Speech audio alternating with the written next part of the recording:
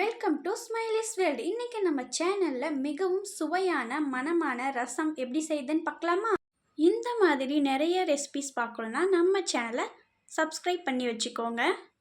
வாங்க வீடியோக்குள்ள போகலாம். தாளிப்புக்கு கொஞ்சம் கருவேப்பிலைகள், 2 வரமிளகாய், லெமன் சைஸ் புளியை ஊற வச்சுக்கோங்க. இல்லை 2 தக்காளி, தேவையான அளவு உப்பு, மஞ்சத்தூள் சேர்த்து வச்சுக்கோங்க.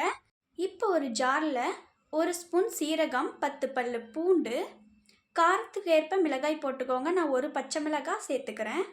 கொஞ்சமாக கருவேப்பிலை இலைகள். இதை சேர்த்து கொரகொரப்பாக அரைச்சி வச்சுக்கோங்க. இந்த மாதிரி கையால் நல்லா மசிச்சு விட்டுக்கோங்க. அப்போ தான் ருசி கூடுதலாக வரும். 3 ஸ்பூன் எண்ணெய் ஆட் பண்ணிக்கோங்க. அதில் கொஞ்சம் கடுகு, கருவேப்பிலை இலைகள், 2 வரமிளகாய் சேர்த்துக்கோங்க. இப்போ அரைச்சி வச்சிருந்த விழுதை சேர்த்து லைட்டாக மிக்ஸ் பண்ணிக்கோங்க. இப்போ கரைச்சி வச்சிருந்த ரசத்தை சேர்த்து நல்லா மிக்ஸ் பண்ணிக்கோங்க. ரசம் நுரக்கட்டி வந்ததும் அதை கொத்தமல்லி இலைகளை தூவி அடுப்பை ஆஃப் பண்ணிக்கோங்க. இப்போ ரொம்ப சுவையான மணமான ரசம் ரெடிங்க.